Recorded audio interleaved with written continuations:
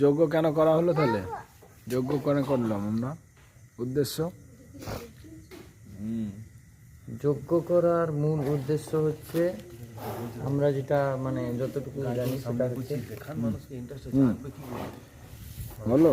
যজ্ঞ করার মূল উদ্দেশ্য হচ্ছে আমাদের আমরা যে গোশালায় যজ্ঞটা করলাম, এর উদ্দেশ্যটা কি, কেন করলাম? এর উদ্দেশ্যটা হচ্ছে গোশালা এবং আমাদের এই পরিবেশ, পরিবার সকলে হচ্ছে মন, পরিবেশ সবকিছু হচ্ছে মানে যাতে হচ্ছে শুদ্ধ বাতাবরণ হয়।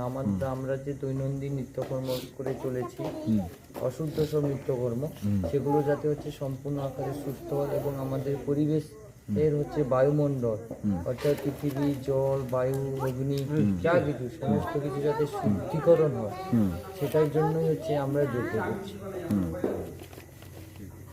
সমস্ত কিছুকে শুদ্ধিকরণ করার জন্য আমরা যজ্ঞ করছি। আর হচ্ছে আমাদের হচ্ছে নিজেদের মন,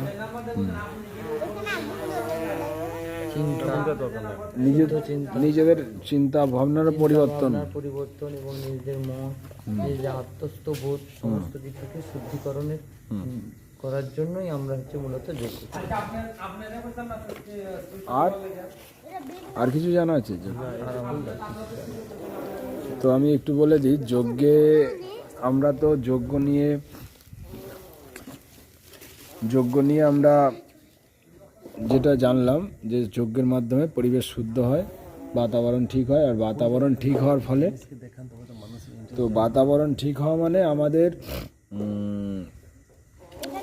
এই যে মানে সঠিক সময়ে সঠিক জিনিস, যেমন আজকে আমরা যে দেখছি বিভিন্ন প্রাকৃতিক বিপর্যয়, যখন আমাদের বর্ষার প্রয়োজন তখন জল নেই কোনো সময়, আবার দেখবেন যখন জলের প্রয়োজন নেই তখন জল হচ্ছে। তার মানে এ থেকে আমাদের কিন্তু একটা সাধারণ মানুষের মধ্যে ধারণা কিংবা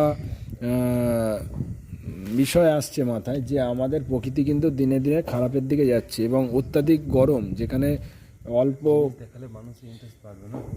যেখানে অল্প মানে বৃষ্টি হতো সেখানে বেশি বৃষ্টি, আর যেখানে দেখবেন বৃষ্টি বেশি হতো সেখানে বৃষ্টি কমে যাচ্ছে। তার মানে কি, প্রকৃতিকে এক প্রকার মানে নেগেটিভ বা খারাপের দিকেই যাচ্ছে, তার ফলে গোটা মানব জাতির প্রভাব পড়ছে।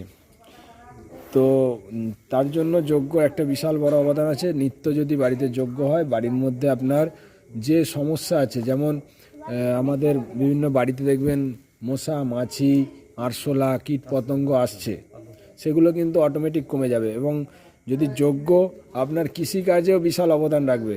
যদি যজ্ঞ ধরুন কোনো চাষ হচ্ছে, সেই সব জায়গায় যদি যজ্ঞ করা হয়, তার যে শুদ্ধ জিনিসগুলো পরিবেশে মিশে বিভিন্ন রোগ জীবাণু, দূষিত ব্যাকটেরিয়া, এগুলোকেও কিন্তু